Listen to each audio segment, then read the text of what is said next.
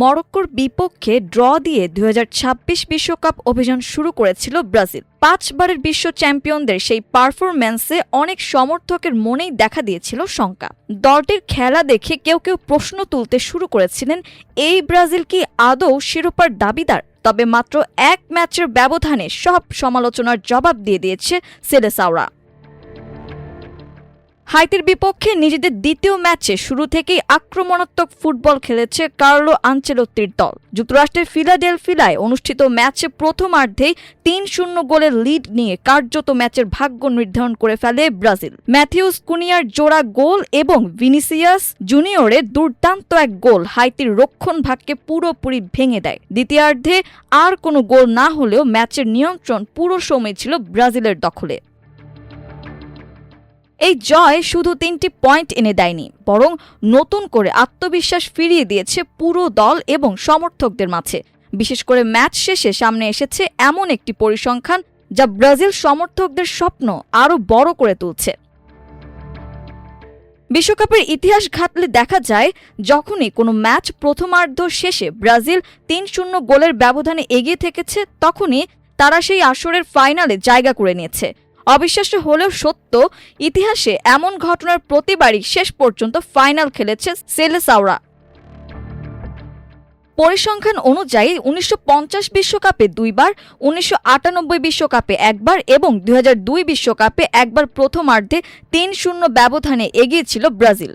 প্রতিটি ক্ষেত্রেই দলটি ফাইনালে পৌঁছেছিল। যদিও ১৯৫০ এবং ১৯৯৮ সালে শিরোপা জেতা হয়নি, তবে ২০০২ সালে রোনালদোদের নেতৃত্বে জার্মানিকে হারিয়ে বিশ্বকাপ জয়ের স্বাদ নেয় ব্রাজিল। সেই ট্রফিটি এখন পর্যন্ত তাদের সর্বশেষ বিশ্বকাপ শিরোপা।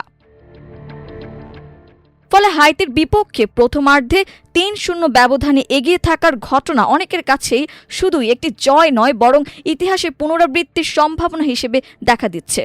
সামাজিক যোগাযোগ মাধ্যমেও এই পরিসংখ্যান নিয়ে চলছে ব্যাপক আলোচনা। ব্রাজিল সমর্থকদের বড় একটি অংশ বিশ্বাস করতে শুরু করেছেন, অতীতের ধারাবাহিকতা বজায় থাকলে এবারও ফাইনালের মঞ্চে দেখা যেতে পারে হলুদ জার্সিধারীদের। অবশ্য ফুটবল কখনোই শুধু পরিসংখ্যানের খেলা নয়। অতীতের রেকর্ড অনুপ্রেরণা যোগাতে পারে, কিন্তু ভবিষ্যতের ফলাফল নিশ্চিত করতে পারে না। বিশ্বকাপের মতো বড় আসরে প্রতিটি ম্যাচই নতুন চ্যালেঞ্জ, শক্তিশালী প্রতিপক্ষ, চাপের মুহূর্ত এবং নকআউট পর্বের অনিশ্চয়তা যে কোনো হিসাব নিকাশ বদলে দিতে পারে। তবুও হাইতির বিপক্ষে ব্রাজিল যে ফুটবল খেলেছে তা নিঃসন্দেহে সমর্থকদের আশাবাদী হওয়ার যথেষ্ট কারণ দিয়েছে। মরক্কোর বিপক্ষে হতাশার পর যে দলটিকে নিয়ে প্রশ্ন উঠেছিল, সেই দলই এখন নতুন করে ফাইনালের স্বপ্ন দেখাচ্ছে। আর ইতিহাসের সেই চমকপ্রদ পরিসংখ্যান যেন সেই স্বপ্নে আরও একটু রং ছড়িয়ে দিচ্ছে।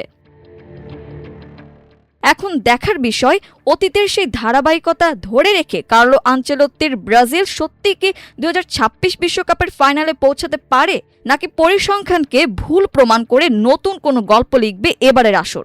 ফুটবল বিশ্বের কোটি কোটি সমর্থক সেই উত্তর জানার অপেক্ষায়।